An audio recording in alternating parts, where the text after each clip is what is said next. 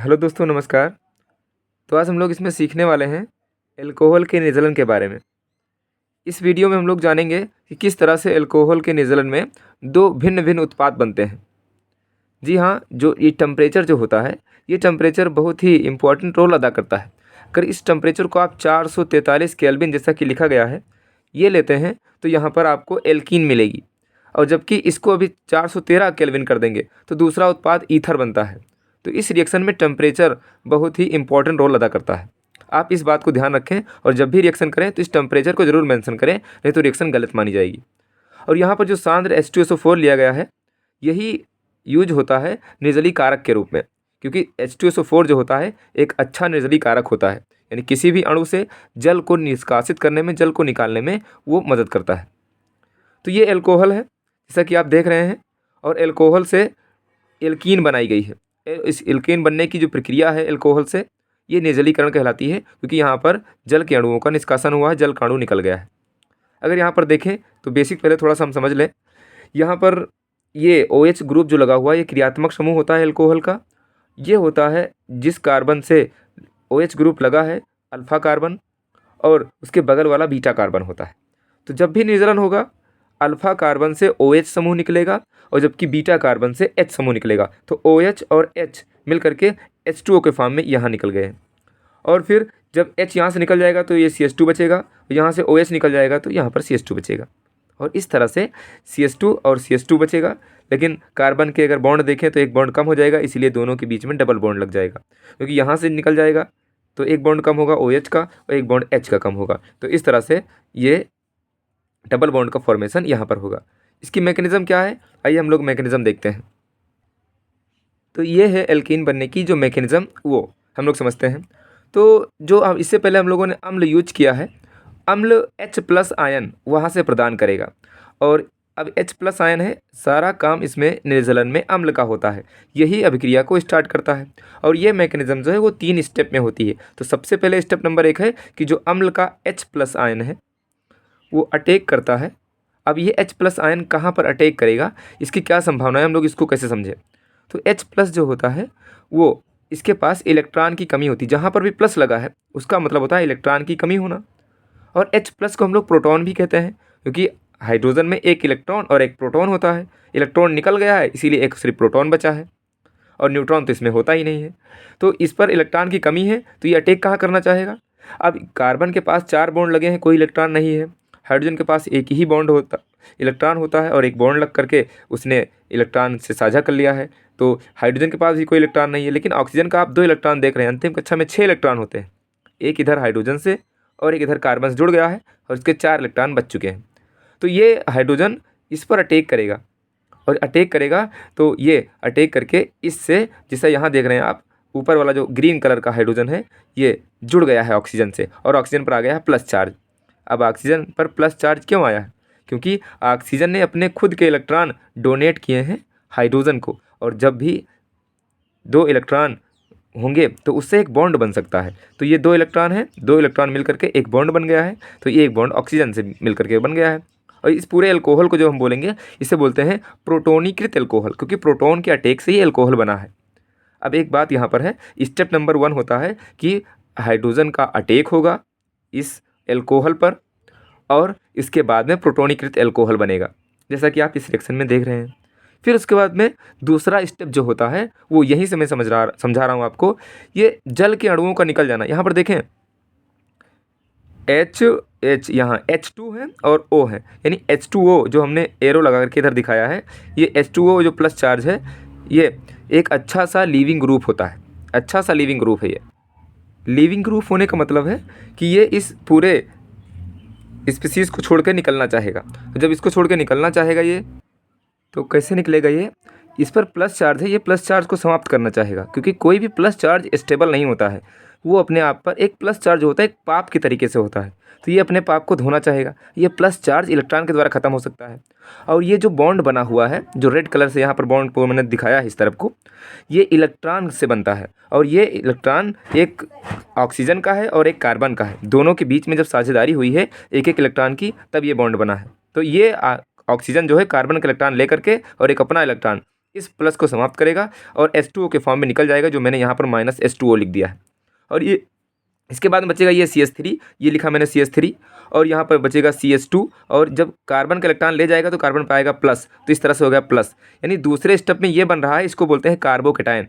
जब कार्बन पर plus charge आएगा, पॉजिटिव चार्ज आएगा, तो इस चीज़ को बोलते हैं कार्बोकेटायन। तो कार्बोकेटायन का फॉर्मेशन होता है।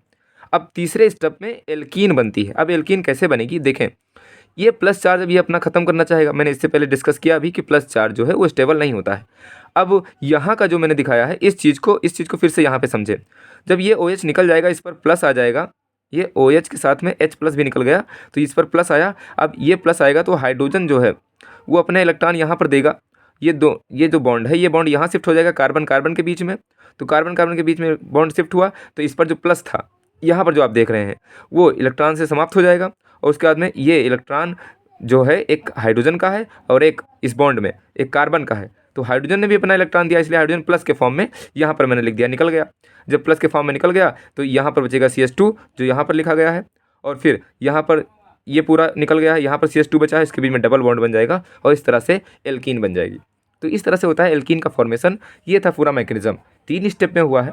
अगर हम लोग एक बात करें इसमें प्राथमिक, द्वितीयक और तृतीयक एल्कोहल में कि किस तरह से किसमें सबसे ज़्यादा आसानी से जल निष्कासित हो सकता है, तो आपने ये समझा कि ये अभिक्रिया जो हो रही है, पूरी अभिक्रिया आपने मैकेनिज्म देखा जहाँ पर एल्कीन बनती है। ये एल्कीन जो बनी है, इस अभिक्रिया में जो कार्बोकेटायन का फॉर्मेशन हुआ है, यानी जिस अभिक्रिया में कार्बोकेटायन बनेगा, क्योंकि अभिक्रिया हो रही है, कार्बोकेटायन बन रहा है, और कार्बोकेटायन जितना ज़्यादा अस्थायी होगा उतने ही ज़्यादा मात्रा में एल्कीन बनेगी। यानी ऐसा प्राथमिक, द्वितीयक और तृतीयक 1 डिग्री, 2 डिग्री और 3 डिग्री एल्कोहल में अगर कार्बोकेटायन जिसमें बनेगा, जिसमें कार्बोकेटायन ज़्यादा देर तक रहेगा, उतने ही ज़्यादा एल्कीन बनने की संभावना होगी। तो आइए हम लोग इसको समझते हैं।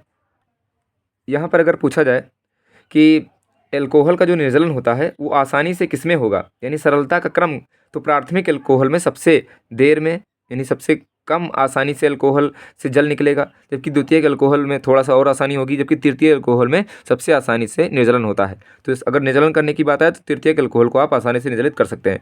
और आप प्राथमिक, द्वितीयक और तृतीयक ये जानते होंगे। अगर नहीं जानते हैं तो OH जिससे लगा हो, जिस कार्बन से हमेशा OH लगा होगा तो कार्बन से ही लगा होगा। यहाँ पर लगा है, इसमें लगा है, इसमें देखें तो इस कार्बन से ही लगा हुआ है, जिससे यहाँ पर ये बॉन्ड लगा है, कार्बन से लगा है। तो OH जिस कार्बन से लगा होता है उस कार्बन से और कितने और कितने कार्बन ग्रुप लगे होते हैं।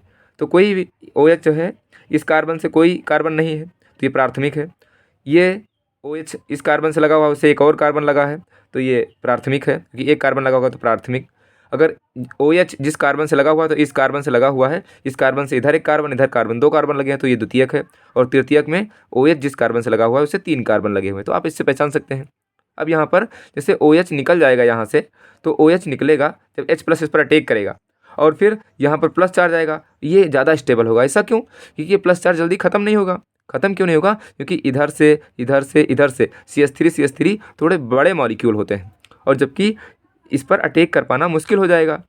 और इस सब क्रिया में अगर देखें तो अगर ये प्लस बना तो सब तरफ से खाली स्थान रहेगा। यहाँ पर OH चला गया, अगर H+ जो अटैक करेगा इस पर H2O के फॉर्म में, तो ये H3 जो प्लस बनेगा वो इस तरह इधर से सब तरफ से पूरा इलेक्ट्रॉन को अटैक करने की जगह होगी। और कोई भी इलेक्ट्रोनिगेटिव स्पीसी, जिसको बोलते हैं आप न्यूक्लियोफाइल, वो अटैक कर सकता है।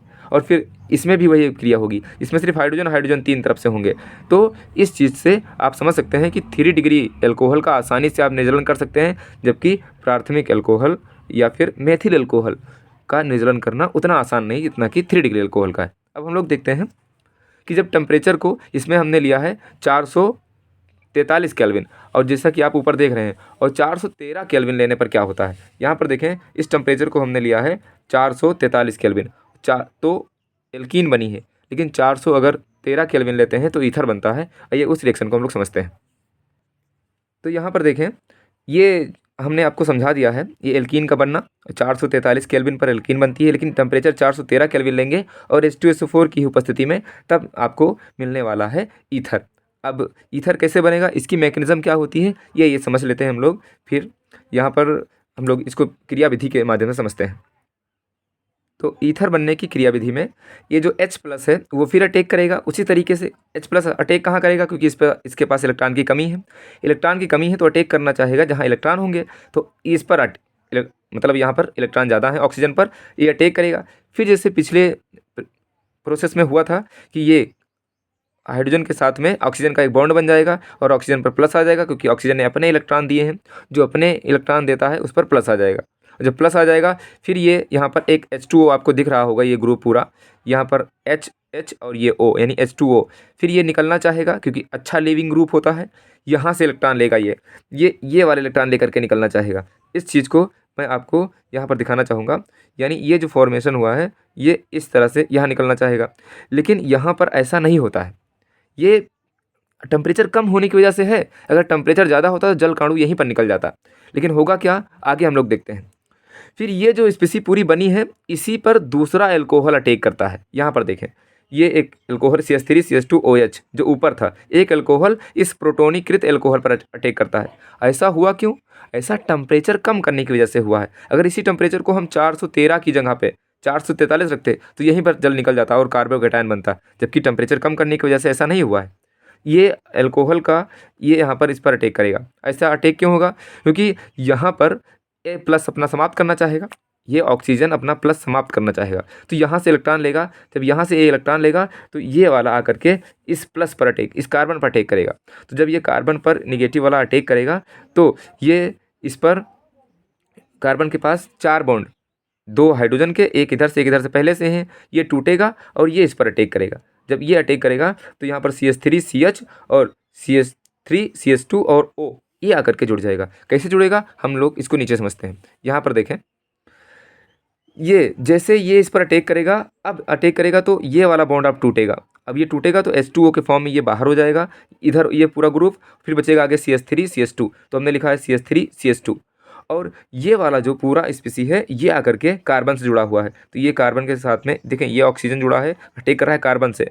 ये CH3CH2 जो ब्लैक वाला है, तो ब्लैक वाला CH3CH2 ये वाला है यहाँ पर, और फिर ये रेड कलर का जो ऑक्सीजन है ये इसका है। तो ये हाइड्रोजन जो है ये नीचे हमने लगा दिया है, और CH3CH2 इधर लिख दिया है, और O इस तरह से ऑक्सीजन के पास फिर 3 बॉन्ड हो गए। ऑक्सीजन के पास 3 बॉन्ड हो गए, प्लस हो जाएगा, क्योंकि अपना इलेक्ट्रॉन ऑक्सीजन ने दे करके इस कार्बन से बॉन्ड बनाया है, इस कार्बन से इधर देखो बॉन्ड बना हुआ है। और फिर ये स्पीसी में ईथर कब बनेगा? जब ये प्लस समाप्त होगा। ये प्लस समाप्त करने के लिए हाइड्रोजन फिर अपना इलेक्ट्रॉन यहाँ पर देगा और H प्लस के फॉर्म में बाहर हो जाएगा। तो H प्लस के फॉर्म में यहाँ पर देखें ये हाइड्रोजन बाहर हुआ है। H प्लस के फॉर्म में बार बार हाइड्रोजन बाहर क्यों हो रहा है? इससे पहले भी हुआ है, क्योंकि जो हमने एल्कोहल में यूज किया है अम्ल, वो अम्ल एक कैटलिस्ट यानी उत्प्रेरक का काम कर रहा है। तो उत्प्रेरक की वजह से ये उत्प्रेरक क्या होता है कि अंत में अपरिवर्तित रहता है रासायनिक और भौतिक रूप से। तो H प्लस ये फिर से बन जाएगा। तो ये कैसे बनेगा? ऑक्सीजन को ये इलेक्ट्रॉन देगा, अपना भी ऑक्सीजन का एक भी जो ऑक्सीजन के पास है, तो ये प्लस समाप्त हो जाएगा और ये बन जाएगा CH3CH2। तो ये है CH3CH2 और फिर O और फिर H निकल गया तो H प्लस आ गया, फिर CH3CH2 ये बना। इसी चीज़ को आप लिख सकते हैं ऐसे C2H5 फिर OC2H5, इसको बोलते हैं ईथर। यानी 2 एथिल हैं तो इसको बोलेंगे डाई एथिल ईथर। तो इस तरह से एथिल का फॉर्मेशन हुआ है। तो आई होप ये आपको समझ में आया होगा कि किस तरह से एल्कोहल का निर्जलीकरण 2 तरीके से हो जाता है। यानी एक बार एल्कीन बनता है, जबकि एक बार में ईथर बनता है। और ये सिर्फ और सिर्फ अंतर होता है टेम्परेचर का। यदि आप टेम्परेचर लेंगे 443 केल्विन तब एल्कीन बनेगा, और टेम्परेचर कम कर देंगे तो ईथर बनेगा। इस तरह से हम लोगों ने दोनों मैकेनिज्म समझे। आई होप आपको समझ में आया होगा। तो इसी के साथ हम लोग वाइंड अप करते हैं वीडियो को। Thank you for joining us.